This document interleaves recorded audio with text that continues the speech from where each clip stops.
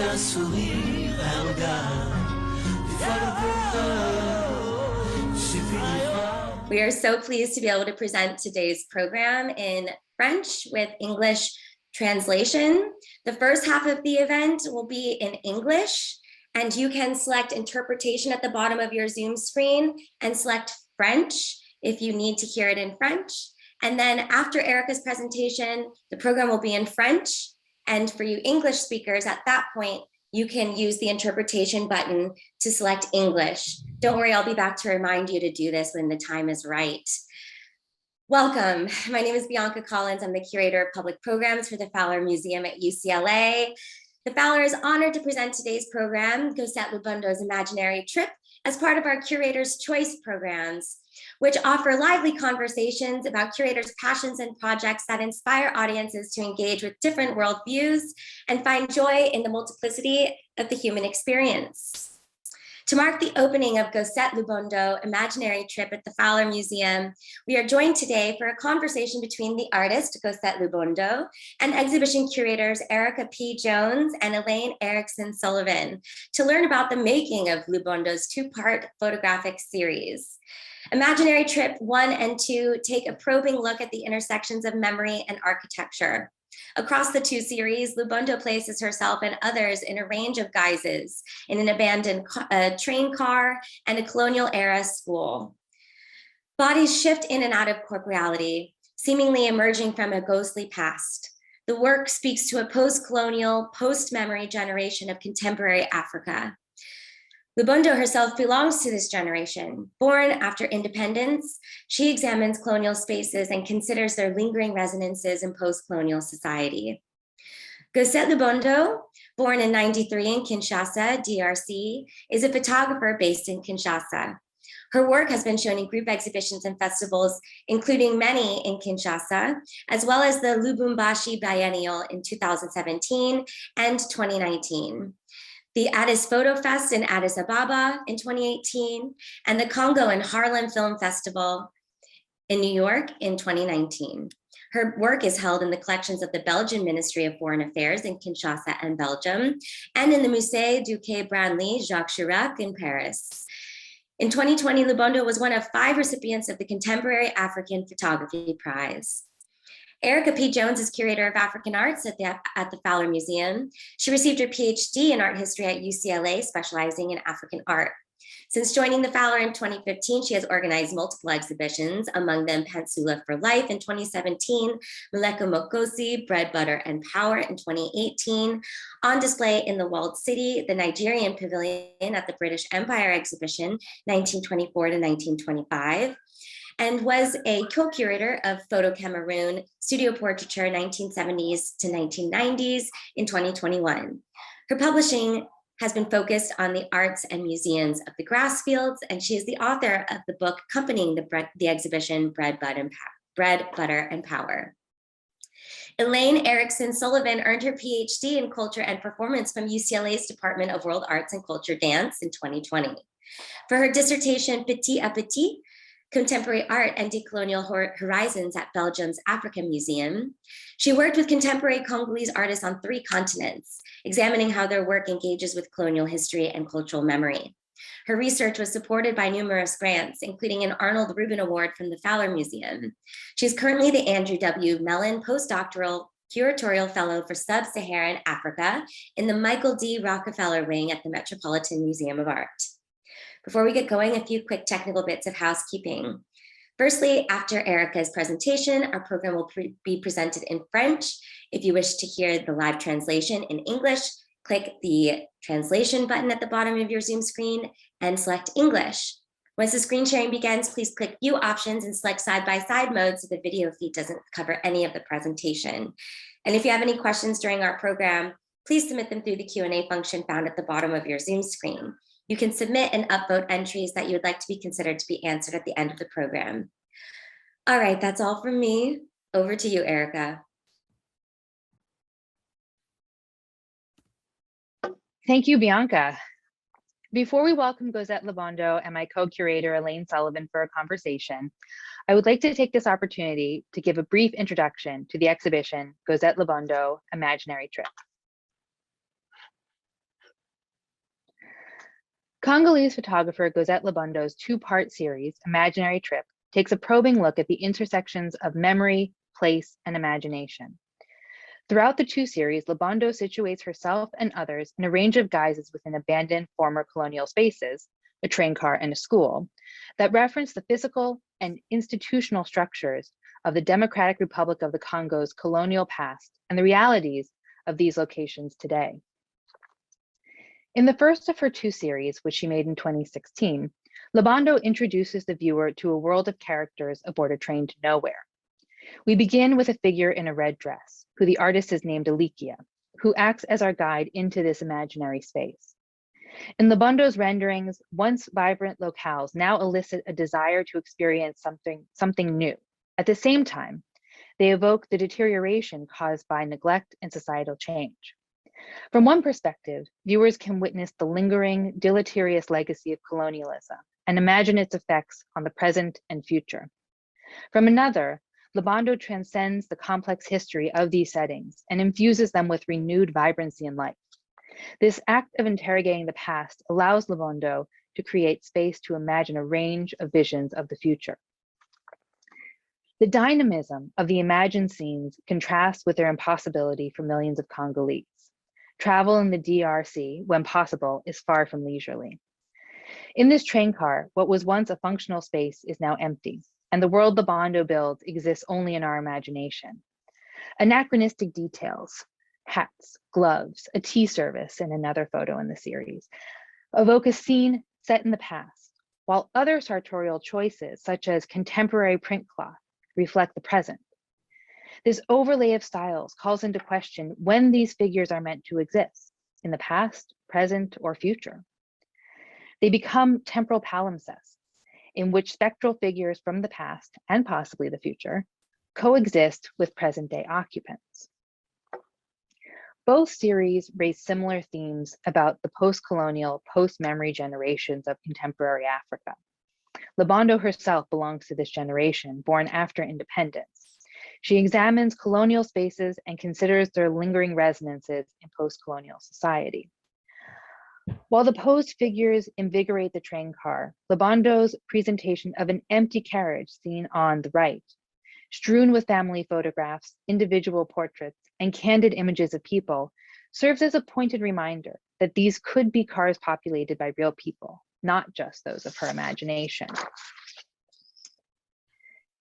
In her second installation of the Imaginary Trip series, a work from 2018, Gozette Labondo brings viewers into the ITP Gombe Matadi School in the central Congo province of Southwest Democratic Republic of the Congo. Founded in 1936 as the Central School by Brother Adrian of the Congregation of the Brothers of Christian Schools, it once served hundreds of students. With the rapid urbanization of the post-independence era, the number of students in rural schools dwindled. Today, this school serves relatively few pupils, and much of the campus has been abandoned. A unique element of our installation of this work was a collaboration with Kinshasa's Académie des Beaux-Arts, the College of Fine Arts. Curators at the Fowler Museum invited the students of photography professor Arsène Mpagna to write responses to the photographs in this series. The students met with Gozette, who shared with them some insights into her work and creative process. Students were then asked to select one photograph from the series and provide creative responses to the work from their perspective as Congolese citizens and photographers. A selection of their thoughts is presented in the gallery with English translations. Beyond the pressing issues raised by Labondo's work, her photographs have a remarkable ability to engage viewers regardless of their awareness of post-colonial Congolese culture. The artist's capacity to take places devoid of vitality, here we have an empty schoolyard or an empty hallway, and populate them with figures that generate life, tension, and narrative, speaks to her skill as a photographer and social commentator on the history of her country. In staging her photographs and manipulating the corporeality of the figures in them, she draws together all of these times in a way that really speaks to viewers so poignantly. These spaces are uneasy bridges, where they pull between what they were and what they are is brought to the fore clearly and eloquently by the people Labando populates in them. With every interaction between faded and spectral figures and the tangibly present ones, the viewers are invited to question their ties to their own past and to reflect on what lingers in physical locations when we move on. In another element of the installation that similarly invites viewers to think of their own pasts, a companion work to the second series called Trophée Oublié is made up of student documents, partially degraded by time, that Labando found at the school site and scanned. In each case, Labando has added a portrait of a student seen from behind. So even if we don't know who they were or what they looked like, their humanity was reinforced. And I think that this is really a key element of the overall series, that whether these individuals from Labando's imagination are real or not, in every case, it is about their humanity really being reinforced by her rendering of them. Thank you.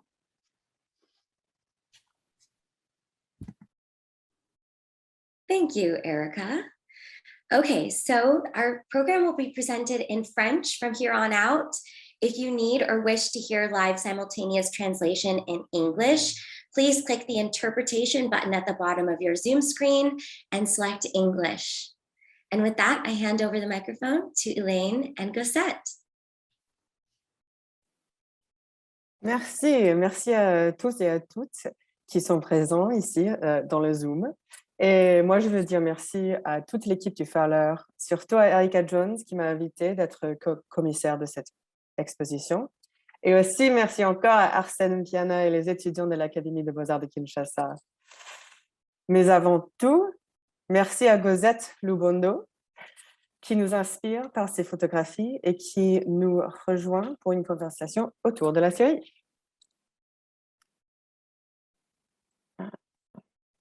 Ok, je crois que c'est prêt. Alors, pour commencer, Gozette, oh, est-ce que vous êtes là? Quelle a été votre... Ah, très bien. Quelle a été votre inspiration pour faire la première série? Mon inspiration pour faire la première série, ça a été d'abord une sorte de continuité. J'avais fait un travail, j'ai été inspirée autour de l'espace du chemin de fer à Kinshasa, la gare centrale, donc par rapport à son histoire, parce que déjà le chemin de fer au Congo était construit à l'époque coloniale, dans les années 1890, entre 1890 et 1898. Et en même temps, ça a coûté il y a plusieurs personnes qui ont participé à sa construction et également plusieurs vies. Ça a coûté plusieurs vies. Donc, c'est quelque chose qui renferme beaucoup de mémoire. Et ça m'a intéressée de photographier ces lieux en 2013, qui était la gare centrale de Kinshasa. Mais j'ai fait des photos, vraiment juste documenter l'espace qui était vide. Il n'y avait pas de personnes et il y avait l'herbe qui poussait, qui s'est mêlée avec les métaux de train, tout ça. Et on pouvait deviner le passage de gens. Donc, il y avait des traces de passage de gens, des noms, des inscriptions de noms de personnes sur les trains vides. Cosette, on ne peut pas vous voir. OK. Là. OK, merci. Vous me voyez maintenant? Oui, ça marche. OK. Donc, je ne sais pas pourquoi je ne me vois pas. OK, c'est pas grave. Donc, c'est ce qui m'avait inspirée par rapport à cette histoire liée avec plusieurs personnes. Donc, j'ai commencé à photographier l'espace vide. Et après, donc ce travail-là, je l'avais fait en 2013 et j'ai commencé à regarder ces photos. Je me suis dit, OK, c'est des espaces vides, des trains vides, l'espace est vide. Parce qu'à l'époque où je photographiais, il y avait rupture. Donc, il n'y avait pas les transports de train. Il y avait rupture parce que c'était dû à un conflit politique. Donc, c'était vraiment vide. Et j'ai commencé à imaginer, bah, OK, si tous ces objets que je trouve par terre, des noms, si je pouvais imaginer ça, voilà, je me suis inspirée de la réalité qui est vraiment, qui était à l'extérieur. Et si je pouvais ramener ça dans ces trains et créer mon propre voyage à moi, inspiré de tout ça. Alors, est-ce que vous avez déjà pris un train avant de prendre ces photos dans le wagon? Ça, c'est une bonne question parce que c'est l'une des choses qui m'a inspirée aussi. J'avais jamais pris de train avant parce que, bon, à Kinshasa, on se déplace plus par bus, taxi ou moto-taxi maintenant. Donc, j'avais jamais pris de train de ma vie. Donc, c'était aussi intéressant de faire ça d'une manière personnelle, penser à cette mobilité qui n'existait pas, la rendre possible à travers cette série de photos. Donc, voilà. Comment avez-vous choisi les vêtements avec lesquels les personnages sont habillés? OK, alors, déjà, c'est un espace où c'est fermé, on ne sait pas où on est. Voilà, on ne peut pas deviner on est dans quelle année, on est à quel endroit. Donc, j'ai voulu créer un mélange, m'inspirer de, voilà, de tenues qui existent, que les gens portent, mélanger des époques comme ça pour essayer de créer un peu ces mondes imaginaires-là. Du coup, c'était intéressant parce que c'est des vêtements que j'ai prêté des vêtements à mes amis, hommes, femmes, d'autres j'ai acheté. Voilà, c'est ce qui a créé tout ça. Et en plus, ce sont vos amis qui sont dans les photos? Oui? Non, malheureusement. Ah. Et pour cette première série, j'ai incarné tout le personnage. Bah, je n'appelle pas ça autoportrait, j'aime appeler ça performance parce que bah, je me dis, OK, il y a un côté personnel, mais c'est plus que je m'identifie à ces personnages que j'ai créés, aux choses qui m'ont inspiré. Donc, j'ai performé moi-même à travers ces photos. Du coup, j'ai joué tout le rôle, homme, femme, tout ça. Et c'était très intéressant. Yeah, c'est très intéressant. Parce que Alors, l'idée de départ, c'était d'inviter des gens, notamment mes amis, à poser ensemble pour faire ces voyages. OK, il y a eu beaucoup de contretemps dus à l'économie, au temps aussi, parce que j'ai passé beaucoup de temps ici à l'intérieur. J'étais là, j'ai passé plusieurs temps, donc et du coup, j'ai décidé de faire ça. Ça avait plus de sens de faire ça seul. Voilà. alors, pour la deuxième série, quelle a été votre inspiration pour faire la deuxième série et aussi pourquoi faire une deuxième partie? Avez-vous toujours su qu'il y aurait plusieurs parties pour Imaginary Trip? Alors, ce qui est intéressant, c'est que je n'avais pas su que ça pouvait continuer. La même chose comme en 2013, quand je prenais des photos des espaces vides, je ne savais pas où ça allait m'emmener. Et du coup, après, je commençais à réfléchir au thème elle-même imaginaire du truc. Je me dis, OK, j'ai fait ça dans un sens propre à la mobilité, mais alors que ça sous-entend, quand on dit ce voyage imaginaire, ça sous-entend plusieurs réalités.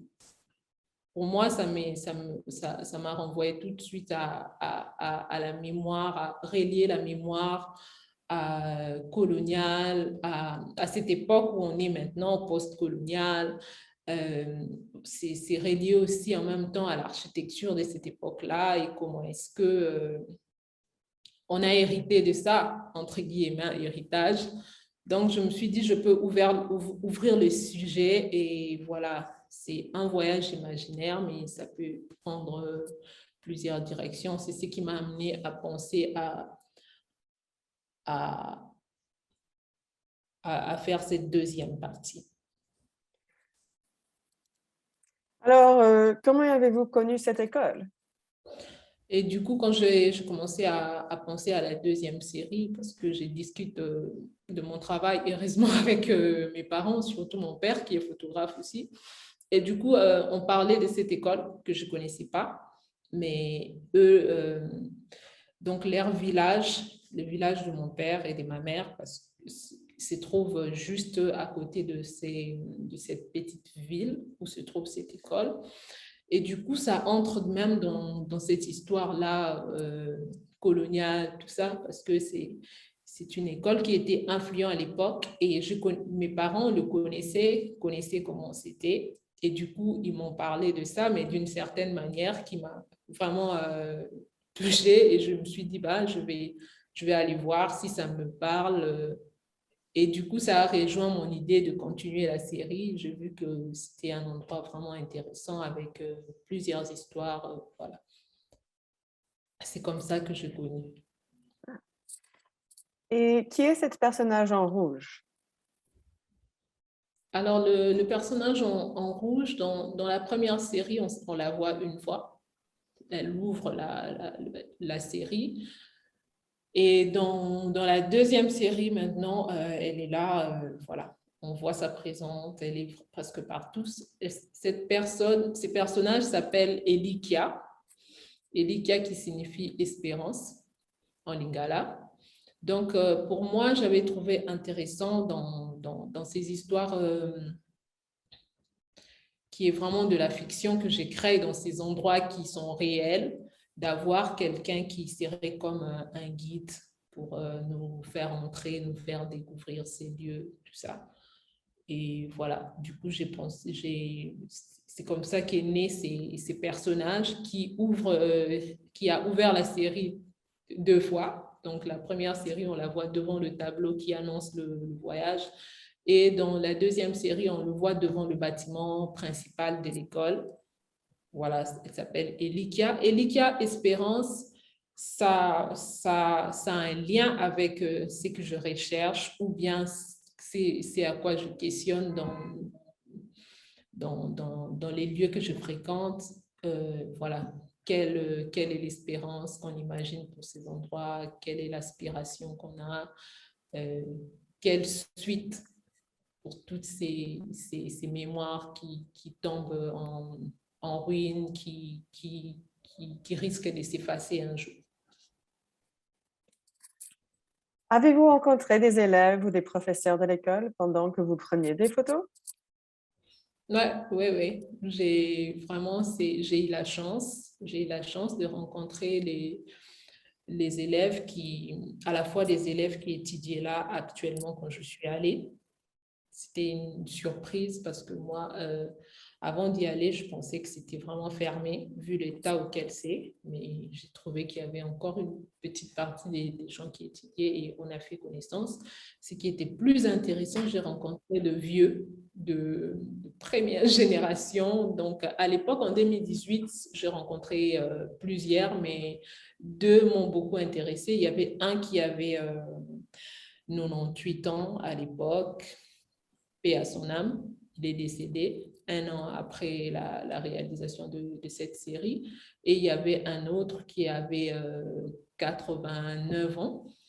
Donc, on a beaucoup échangé. Voilà, ils m'ont parlé de l'époque, voilà, leurs histoires personnelles. Et c'était très intéressant parce que ça a contribué en même temps à créer certaines scènes, tout ça. Voilà, et à comprendre l'utilité de chaque endroit. Voilà. Est-ce qu'il y a un exemple qu'on peut partager? Oui, il y a un exemple. Il y a une photo où on voit, je ne sais pas s'il y en a dans ton PowerPoint, il y a une photo où on voit dans un atelier, il y a 2 personnes qui travaillent. C'est la numéro 7, Hélène. Il y a dans un atelier, il y a 2 personnes qui travaillent, des garçons. Oui. Ah, c'est là. C'est là. Donc, c'est une des images qui m'a montré un de ce vieux, celui qui est mort. c'était une image réelle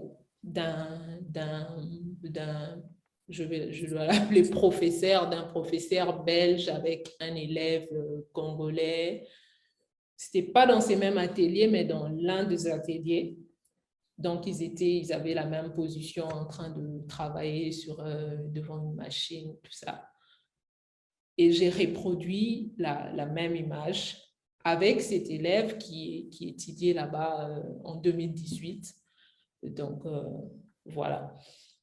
Et il y a une autre image, c'est une sorte de chapelle où il y a un élève qui lit et deux autres sont assis sur des bancs, oui.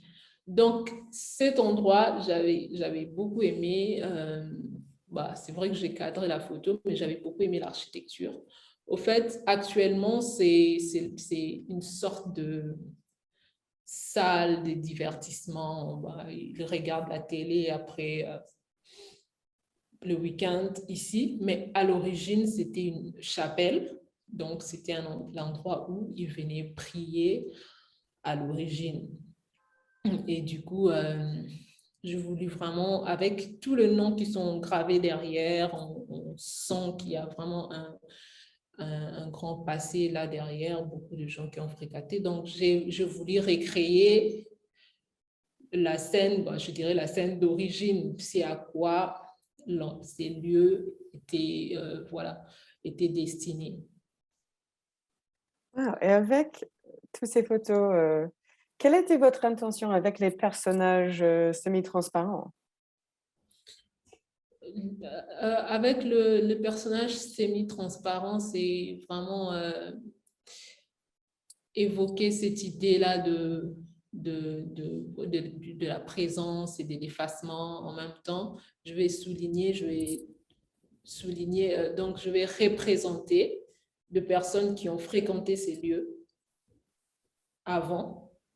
Donc, c'est de cette manière-là que je représente les personnes qui ont fréquenté les lieux avant.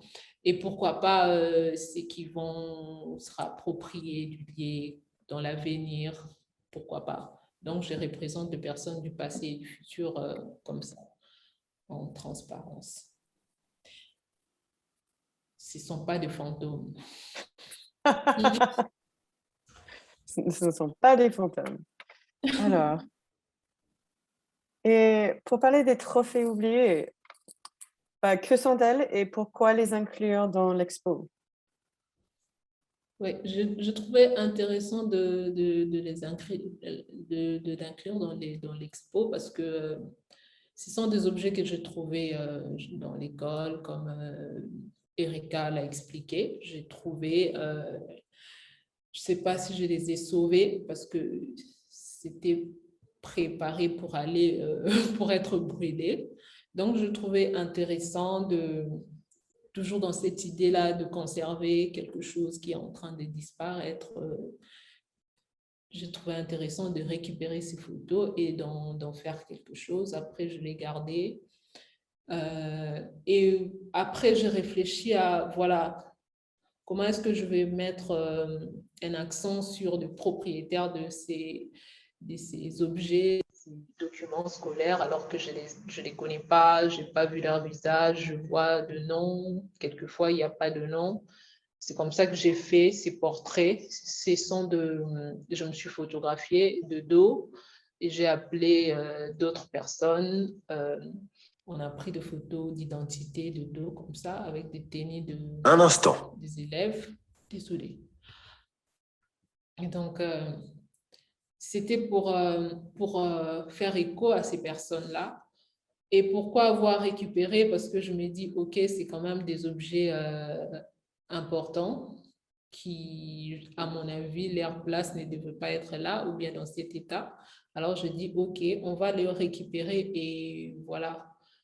Même dans l'état où ça se trouve, le donner une nouvelle utilité. C'est comme ça que j'ai trouvé intéressant de l'inscrire dans ces projets d'exposition parce que c'est quand même des documents qui nous renvoient à une certaine époque, qui nous renvoient aussi à la mémoire. On arrive à voir ici, pour les gens qui connaissent, on arrive à voir les drapeaux de de l'ancienne République, donc le Zaïre, et le logo avec le flambeau, tout ça.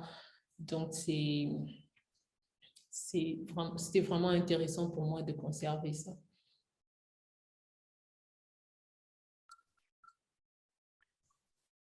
Et enfin, à quelle histoire de la République démocratique du Congo vos photographes font-elles référence? Oh, il y a des pompiers.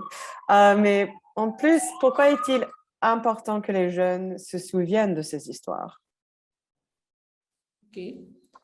Alors, pour ces deux séries, par exemple, moi, je pense c'est... D'abord, je suis partie du chemin de fer, de cette mobilité-là, partant du chemin de fer, après du moment où il y avait rupture de voyage, tout ça. Après, je suis partie dans cette école où il y a plusieurs gens de plusieurs générations qui ont fréquenté.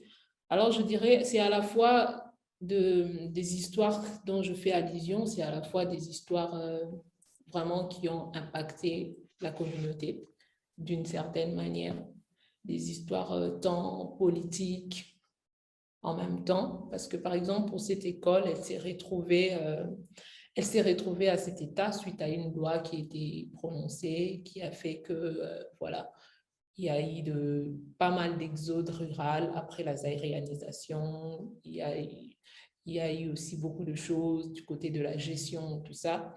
Donc, c'est vraiment des histoires qui ont impacté une certaine communauté. Et pour moi, je pense que c'est très important de souligner ça. Après, si je rentre dans le côté du lieu elle-même, de structure, je pense que c'est quand même des lieux importants qui pouvaient servir encore aujourd'hui. Et c'est en même temps pour rappeler aussi comment est-ce que le rapport qu'on a avec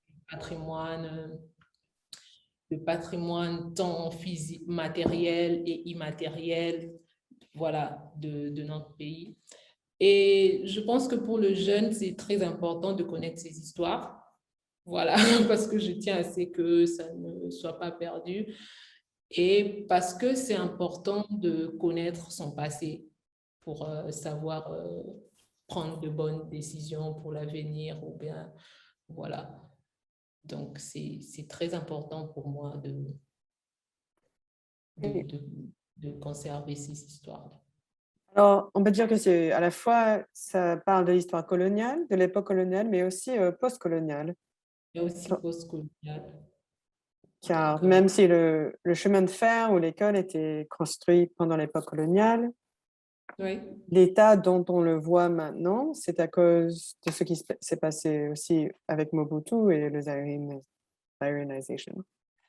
Ouais, et pas seulement lui, on ne va pas l'accuser, mais voilà, il semble toutes ces réalités politiques aussi, politiques qui ont amené à tous ces changements.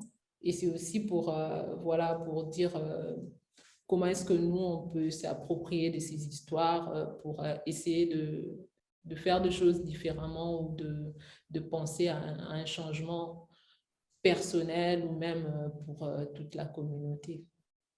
Oui. Alors, merci. Maintenant, on l'ouvre au public. Est-ce qu'il y a des questions?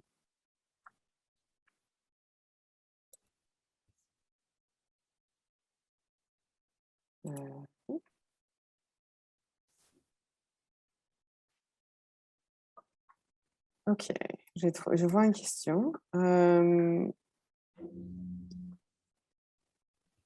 Quelqu'un veut savoir quelles étaient votre émotions quand vous étiez en train de créer les photos et c'est quoi l'influence de vos parents sur votre carrière? Ok. Pour la première question, mes émotions quand je fais ces photos, c'est... Deux fois, je suis très nostalgique quand je fais ces photos. Je ne sais pas pourquoi, ben, je pense que c'est quelque chose qui est lié à ma personnalité. je dis ça souvent, je me répète tout le temps, je suis vraiment nostalgique de choses que j'ai jamais vécues. Je ne sais pas pourquoi. Et je pense pour ces photos, ça a été très important parce que ça me permet d'ouvrir mon imagination pour, voilà, pour créer l'ensemble de toutes ces choses. Bah, sans oublier que parfois, c'est des histoires que j'entends chez d'autres personnes. Alors, au début, ça a été très compliqué. Mon père est photographe, j'ai commencé à m'intéresser à la photo. Voilà. Ben, pour eux, c'était pas pour que je fasse de ça une profession, tout ça. Et quand ils ont vu que j'ai commencé vraiment à m'intéresser à ça, à faire de ça ma profession, au début, c'était compliqué parce qu'on me disait, bah, OK, il faut chercher un vrai travail. Et moi, je disais, OK, mon travail, c'est ça. Je suis en train de faire mes projets. Mais très rapidement, heureusement, très rapidement, ils ont quand même adhéré à ce que je faisais et j'ai eu leur soutien. Notamment, on a commencé à discuter de mon projet. Ah, je les parle de ça. Je parle de ça. Mon père est reporter, c'est différent de ce que je fais, mais on discute. Voilà. Et c'est comme ça. Terence demande comment est-ce que les habitants, les Quinois et aussi ceux qui sont près de l'école, comment est-ce qu'ils bénéficient de votre travail? Alors ça, c'est intéressant.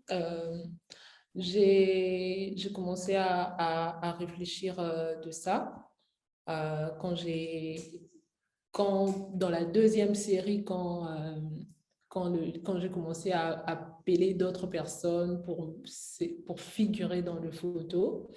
Donc, du coup, j'avais trouvé intéressant de faire directement pour ceux qui ont participé dans mes photos, faire une sorte de... Voilà, là, je parle en termes économiques. À chaque fois que je fais une vente, je fais une sorte de rémunération à une des personnes qui a participé. Et après, maintenant, avec l'équipe Branly, on a préparé un projet où le photo de la deuxième série sera exposé à l'école, à l'endroit même, dans ces villages-là. Donc, pour moi, je trouvais que c'est très intéressant parce que souvent, on fait des projets, on fait appel aux gens, à leurs histoires, à leur espace, tout ça, mais après, ça va à New York, ça va à Los Angeles, on expose ailleurs sans jamais revenir là-bas. Donc, je trouvais intéressant d'initier ces projets, de présenter les photos à l'endroit où elles étaient prises. Et en même temps, en ce moment-là, on va faire des ateliers avec des élèves qui sont là, des ateliers photos ou bien des dessins. Je suis en train de réfléchir avec d'autres amis artistes. Voilà, je pense que ça sera une manière que ces personnes-là puissent bénéficier de ça, de ces projets. Je crois... Ah, oh, non, une nouvelle question vient d'arriver.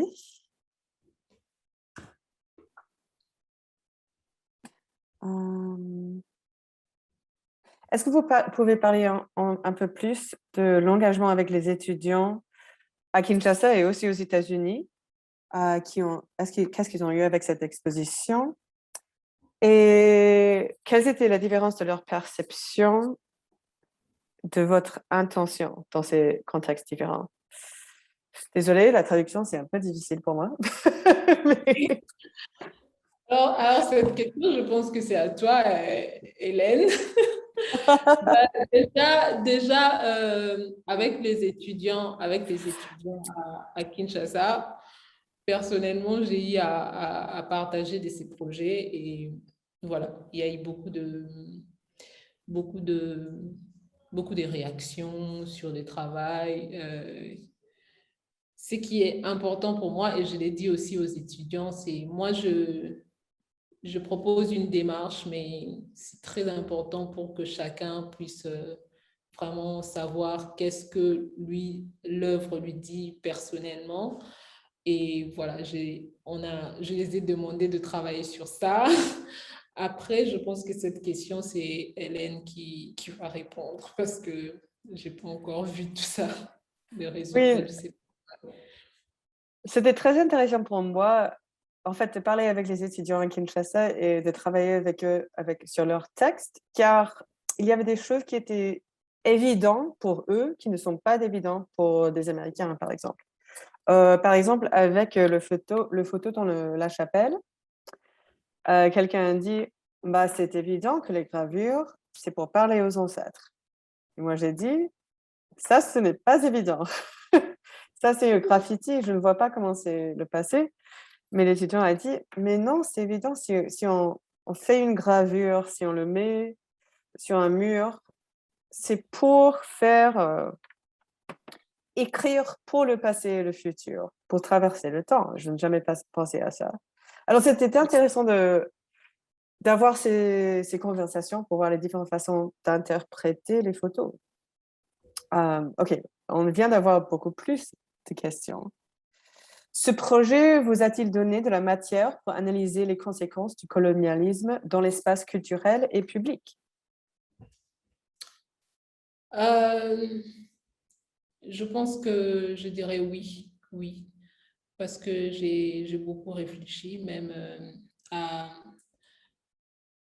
aux responsabilités, à notre responsabilité à nous, parce qu'on parle souvent du colonialisme, alors que c'est passé. Ça m'a fait réfléchir dans le sens où j'avais évoqué tout à l'heure, comment est-ce que nous, on se réapproprie les choses. Oui, il y a eu cette colonisation, il y a eu tous ces fameux héritages architecturaux ou bien même de cet héritage qui est immatériel, donc voilà, toutes ces choses-là. Mais comment est-ce qu'on se réapproprie des choses? Comment est-ce qu'on se réinvente après tout ça? Comment est-ce que, voilà, on continue après tout ça? Donc, ça m'a permis à réfléchir en ce sens-là. Très bien. Et une autre question, y a-t-il d'autres artistes africains ou diasporiques qui inspirent votre technique?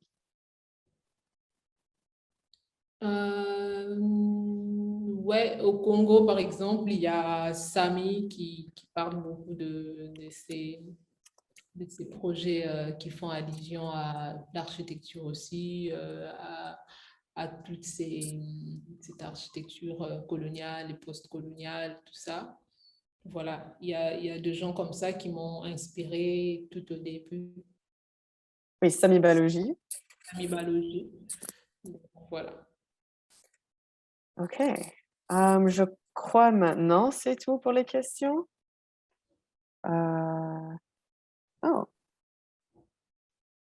Oh, OK. Est-ce que les ateliers, je crois que c'était les ateliers avec le musée du Quai Branly, est-ce qu'ils sont déjà passés ou est-ce qu'ils vont se passer au futur? Non, ça va se passer, je pense,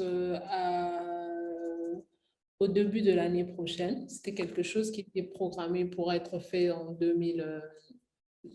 J'avais programmé ça personnellement pour le faire en 2020, mais ça n'a pas marché. Et du coup, quand j'ai associé, j'ai demandé au musée si on pouvait faire ça en collaboration. Donc, du coup, on a programmé de le faire parce qu'il y a une exposition itinérante. Il y a des photos de cette série qui tourne en Afrique. Et ça sera à l'occasion du retour de ces photos, je pense, depuis début 2023, quand ça va retourner. Donc, ça sera exposé directement là-bas. Et c'est en ce moment-là qu'on va faire ces projets-là. Mais pour l'instant, en tout cas, on est resté en contact avec les responsables de l'école, on est resté en contact avec les élèves qui ont participé dans le projet, on échange. Si j'ai une exposition, ils viennent, on discute sur l'art, quelque chose qui est nouveau pour eux. Donc, voilà. Ah. Et une autre question, est-ce que vous pouvez parler un peu plus sur le processus du peuplement des espaces dans les photos? Alors, le processus, c'est le côté technique. Oui. C'est vraiment plusieurs photos que je prends comme ça. Surtout si c'est des photos où je me retrouve seule, je fais des surimpressions. Je prends plusieurs photos en fonction du nombre de personnages et après que je viens superposer pour créer une même image. C'est aussi l'idée, c'est aussi de vraiment jouer avec l'espace elle-même, avec l'architecture, créer un lien, comment est-ce que les gens se représentent à l'intérieur de tout ça, créer une sorte de... que le personnage s'est marié avec l'architecture et tout ça. OK. Alors, c'est tout pour maintenant. That is the end. Merci beaucoup pour parler avec moi et avec le public qui ont posé les questions. Merci à vous aussi pour l'invitation. Oh, thank you so much, Elaine, for offering your time to us today for this program and fearlessly leading it through with your French. We so appreciate you taking on that role for us today. And thank you to Cosette for illuminating these really interesting stories behind your Imaginary Trip series. The work looks so beautiful installed at the Fowler, and we're just very honored that you joined us today. Elaine, would you mind translating that for Cosette? Merci beaucoup, Cosette. I was not paying attention. Les photos sont très jolies, installées au Fowler. Merci à vous. Oui. Well, that you joined us today. Oui, et merci pour nous rejoindre, tout simplement. So thank you to everyone who joined us in our audience and for sticking with us through all those technical difficulties. I hope that the translation worked for you. This program has been recorded. It will be available immediately on the Fowler's Facebook, and in a few days it will be uploaded to our Instagram and onto the Fowler website for you to revisit and share. Everyone who RSVP'd will get a link. So don't worry, we will send the link to you when it's ready.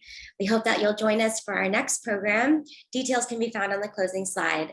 In the meantime, have a great day or evening wherever you are. See you next time. Bye.